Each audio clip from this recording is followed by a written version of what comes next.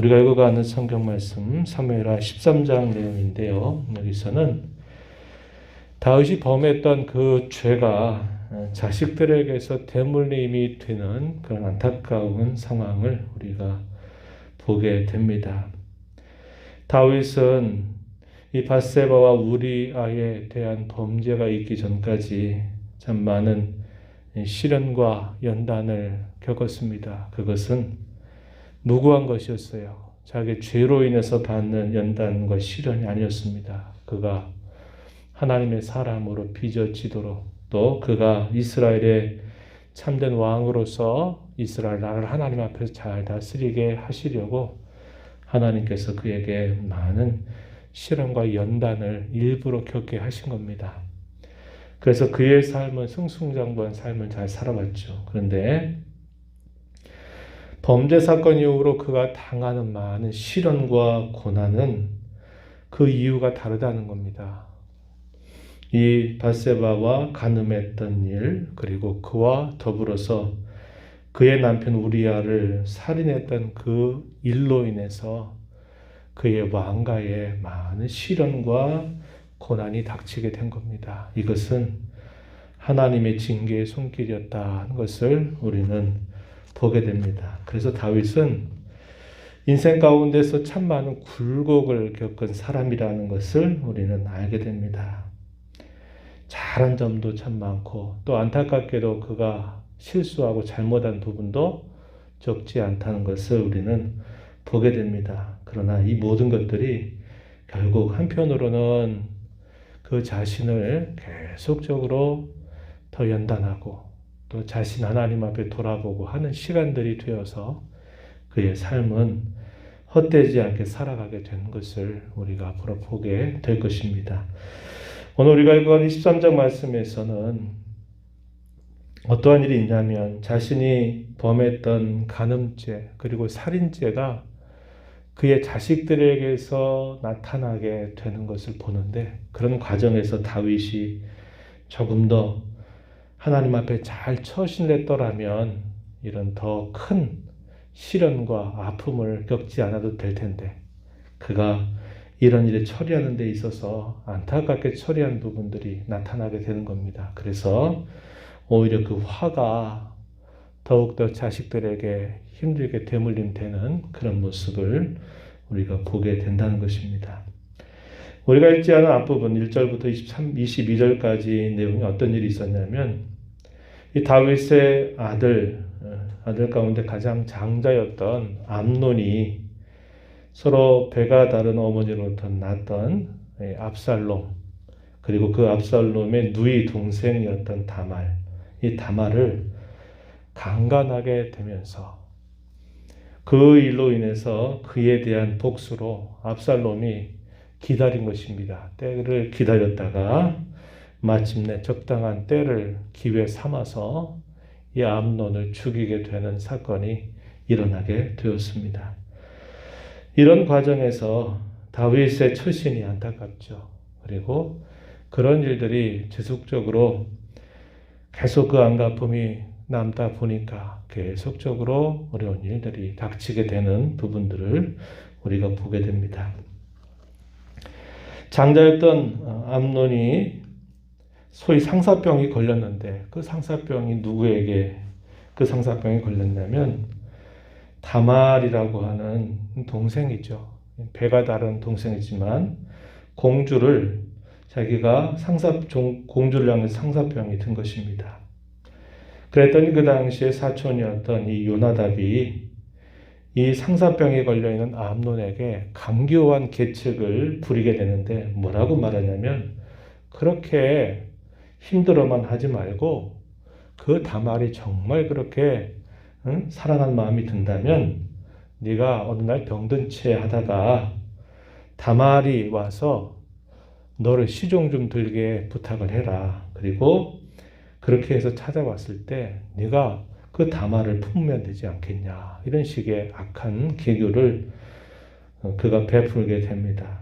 암논이 어떻게 하느냐. 이 요나답의 말을 듣습니다. 그리고서 자기가 병들었다고 말하고 다윗에게 누이 동생인 다말이 와서 자신을 시종들게 해달라고 부탁을 합니다. 왕이 허락을 하죠. 그래서 이 동생이 먹을 것들을 준비해서 그를 돌보고 있는 중에 이 암논이 어떻게 하냐면 힘으로 겁탈을 하는 겁니다.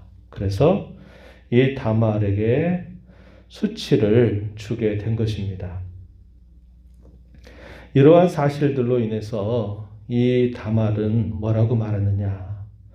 이렇게 하는 것은 처음에 하는 악보다도 더 악한 죄다 이렇게 말합니다. 자기를 욕보이고 난 다음에 이 암논의 태도가 돌변하게 된 거예요.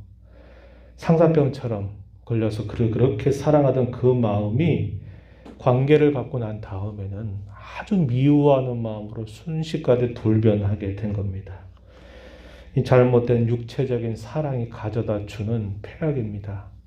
이러한 모습 때문에 이 암논이 겁탈하고 난 다음에 다말에게 뭐라고 말하냐면 일어나 가라고 말합니다. 그리고 그를 심히도 미워하게 되고 그를 바깥으로 쫓아낸 다음에 문빗장을 지르게 된 것이에요. 다말이 그로 인해서 얼마나 많은 수치와 수욕을 당하게 됩니까? 그래서 그가 한 행동이 죄를 머리에 덮어쓰죠. 공주의 표시로 입었던 채색 옷을 다 찢습니다. 그것을 머리 위에 얹고 울부짖게 된 것입니다. 이 사실이 그의 친오빠였던 압살롬에게 이 사실이 알려지게 됩니다. 그리고서는 뭐라고 다말에게 말하냐면 지금은 잠잠히 있어라. 때를 좀 기다려라. 이것으로 인해서 너무 마음에 근심하지 말아라. 이렇게 말하면서 형 암논에게 찾아가서 이게 도대체 어떻게 된 것이냐고 묻지를 않습니다. 이 사실이 역시 아버지였던 다윗에게 알려지게 되니까 다윗이 어떻게 반응하느냐. 심히 노했다라고 말해줍니다. 노하기만 했어요. 그리고 그 문제에 관해서 어떻게 처리해야 될지를 제대로 그가 하지를 않게 된 겁니다. 이것은 다윗이 지나온 세월 동안 그가 모든 사람들 앞에서 지혜롭게 처신했던 그의 총명함이 대단히 흐려져 버린 모습이 된 거예요.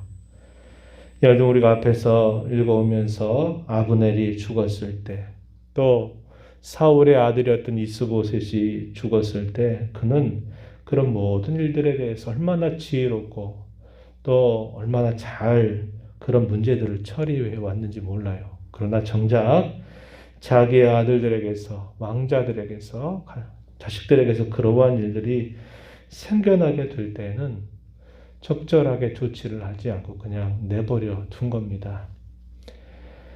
압살롬은 어떻게 했나요? 이제 복수를 가지고 시간을 기다리게 된 겁니다. 2년 정도가 흘렀어요. 2년이 흐르고 난 다음에 에브라임 곁 바알 하솔이라고 하는 곳에서 이제 양털을 깎는 일을 앞두고서 다윗을 초청하고 왕자들을 다 초청하고 신하들을 초청하게 됩니다. 잔치를 벌이는 것이죠. 그러면서 다윗에게 함께 신하를 데리고 좀 와서 함께 해달라고 부탁을 하지만 다윗이 뭐라고 말하냐면 내가 굳이 갈 것 없다. 그러면서 좋은 자리, 즐거운 자리가 되기를 바란다. 이렇게 축복을 하고서는 그 자리에 함께하지 않습니다. 만약에 다윗이 시단주가 더불어 그 자리에 함께했다면 압살롬이 복수하려고 했던 그 마음을 이행하기가 어려울 거예요. 그런데 다윗이 안 가겠다라고 말했고 압살롬은 그러면 형인 암논과 모든 동생들을 같이 좀 보내달라라고 요청을 했고 다윗은 마침내 그 요청대로 보내게 된 것입니다. 그리고 잔치를 벌이니까 이제 술을 마시고 많이 취해 있는 상태가 됐어요. 압살롬은 자기가 데리고 있는 사람들에게 이미 말을 해놓은 겁니다. 그 사람을 죽여도 된다. 겁내지 말아라. 두려워하지 말아라. 이렇게 말을 이미 건네게 된 거예요. 암논이 술에 취해 있을 때 암논을 죽인 겁니다. 죽였더니 그 사실과 더불어서 함께 있었던 모든 동생들이 노새를 타고 급하게 도망치게 된 것입니다. 이러한 사실이 다윗에게 알려지게 되는데 먼저 어떤 소문이 돌았냐면요. 30절 말씀 가서 보면은 그렇게 말하죠. 압살롬이 왕의 모든 아들들을 죽이고 하나도 남기지 아니했다라고 하는 소문으로 다윗에게 들리게 된 겁니다. 다윗은 그 말을 듣는 순간 억장이 무너지듯 하늘이 무너지듯 통곡하는 모습을 보여줘요. 그때 강교했던 이 암논에게 아주 악한 계교를 부렸던 이 요나답이 왕이시여 염려하지 마시옵소서. 다 죽은 게 아닐 겁니다. 암논을 죽이려고 압살롬이 오랜 시간 동안 기다렸던 겁니다. 아마도 암논만 죽었을 것입니다. 너무 염려하지 마소서 이렇게 다윗에게 말을 하게 되고 마침내 결과적으로는 이 요나답의 말대로 다른 모든 왕자들은 급하게 도망쳐서 다윗에게로 찾아오게 되었고 이 압살롬은 이제 그 자리를 피해서 도망을 치게 됩니다. 어디로 도망치느냐? 자기 어머니의 고향 땅으로 도망치게 된 것입니다. 37절 말씀에 보면은 압살롬은 도망하여 그술랑 암미훌의 아들 달메에게로 갔다. 여기가 자기 어머니의 고향입니다. 그 고향을 찾아서 피신을 하게 된 거예요. 다윗은 또 어떻게 반응하느냐? 그 아들 때문에 날마다 슬퍼하게 된 겁니다. 그렇게 된 지 3년이라고 하는 시간이 흘러간 것이에요. 다윗은 그 3년이 지나도록 그 아들을 향해서 간절한 마음을 가지면서도 어떠한 조치를 하지 못한 채 시간이 흘러가게 된 것을 우리가 보게 돼요. 다윗의 안타까운 실수는 무엇이었을까요? 이 압살롬이 암논을 죽였을 때, 그리고 이 암논이 다말을 겁탈하고 그렇게 수치를 주었을 때 이미 그런 일들을 적절하게 판단을 해서 아버지로서의 어떤 자리를 잡아줬어야 되는데 그런 일들을 심히 노하고 슬퍼하고 안타까워하면서도 그가 그런 일들을 가만히 내버려 둔 겁니다. 그래서 복수의 마음을 가지고 때를 기다리게 됐고 마침내 또 살인이 벌어지게 되고 이미 그전에는 장자가 암논을 다말을 또 간음하고 하는 이런 일들이 벌어지게 되면서 걷잡을 수 없는 그런 많은 시련들이 이 다윗의 왕가에 닥치게 되는 것을 우리가 보게 되는 것이죠. 왜 그럴까요? 결국 죄라고 하는 것을 빨리빨리 다스리지 못하게 될 때 그 죄라는 게 계속적으로 대물림이 되고 죄가 죄를 낳는 그런 안타까운 모습을 우리가 보게 되는 것입니다.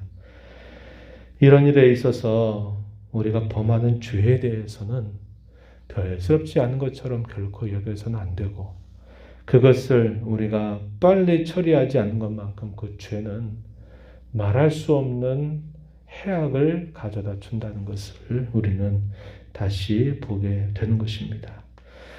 우리 마음속에 끊임없이 우리는 죄라고 하는 것에 우리 마음속에도 있고 우리가 살아가는 삶 속에 이 죄의 세력이라고 하는 것은 늘 있습니다.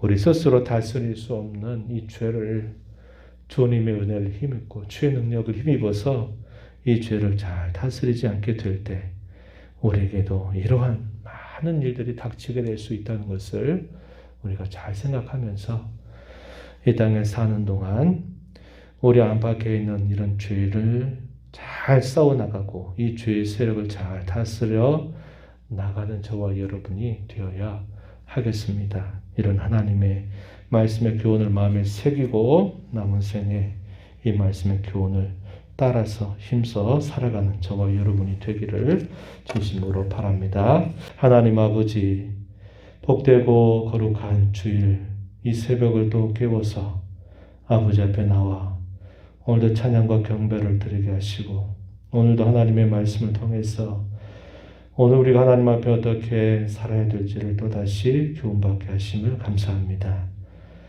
참 오랜 시간들 동안 무고한 고난과 시련을 받으면서 그의 성품과 그의 모든 것들이 길러지고 다듬어졌던 다윗이지만 그가 범한 죄로 인해서 그 죄에 이어지는 여러 가지 일들 속에서 그 죄를 잘 다스리지 못함으로 말미암아 그의 왕가에 얼마나 많은 어려움이 닥치게 되는지를 저희가 살펴보면서 저희 가운데 늘 죄라고 하는 것이 멀리 있는 것이 아니라 우리 안팎에 죄라고 하는 것이 있고 그 죄의 세력이 언제나 우리를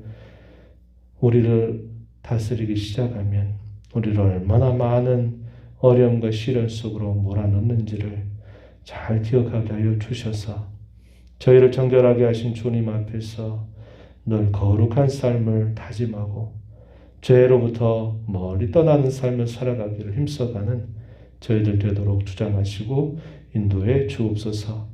은혜의 보좌 앞에 나빠서 아버지 앞에 은혜를 구하는 모든 심령들의 간구에 귀 기울여 주시고 응답해 주시기를 바라오며 예수님 이름으로 기도하옵나이다. 아멘.